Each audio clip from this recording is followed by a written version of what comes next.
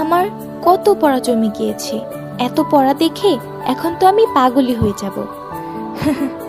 পাগল হয়ে যে কোনো লাভ নেই, আবার সুস্থ হতে হবে, আবার পড়ার টেবিলে বসতে হবে। মনে রাখা কত কঠিন। নেভার। আমি যদি পারি, তুমি কেন পারবে না?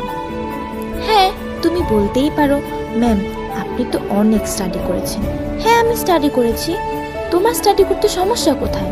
মনে রেখো, পৃথিবীতে যা দামি, পৃথিবীতে যে জিনিসটা বেশি মূল্যবান, তাকে বসে নিয়ে আসার জন্য একটু পরিশ্রম তো করতেই হবে, তাই না? আর যদি পরিশ্রম করে তাকে বসে নিয়ে আসতে পারো, তোমার ভ্যালু অন্যদের থেকে আলাদা হবে। তুমি তো এত ভালো কিছু নিতে চাও, কিন্তু পরিশ্রম করবে না, ডেডিকেটেড হবে না, এতই সহজ। সো আমি তোমাকে অনুরোধ করব, অন্যদের থেকে একটু আলাদা হয়ে যাও। যেখানে সবাই আড্ডা নিয়ে ব্যস্ত, রিলস দেখা, ফেসবুকিং করা, শুধু শুধু পোস্ট দেওয়া, লাইক দেওয়া, শেয়ার করা, অযথা ভিডিওতে কমেন্টস করা, প্লিজ আমি তোমাদের উপদেশ দিই যেন প্রত্যেকটা কথাই তোমাদের কাজে লাগে।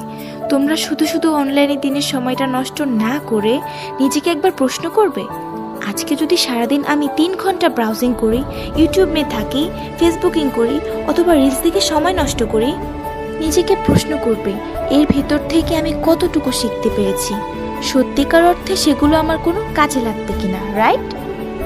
তুমি হয়তো বলতেই পারো, আমি কি দারুণ একটা গান শুনেছি, সেটি আমাকে আনন্দিত করেছে, আমার মন ফ্রেশ হয়ে গেছে, এটি আমার জন্য কার্যকর। কিন্তু না, এছাড়া তো আরো অনেক জিনিস রয়েছে যেটা তোমার জীবনে কার্যকর হতে পারে। শুধু শুধু এক্সকিউজ দেখিয়ে কোনো লাভ নেই। পড়তে হবে তোমাকেই, জীবনে এগিয়ে যেতে হবে তোমাকেই। সো অন্যের সাথে তুলনা করার কোনো দরকার নেই। তুমি শুধু তোমার সাথে তোমার তুলনা করো, তুমি অন্যদের থেকে আলাদা হয়ে যাও।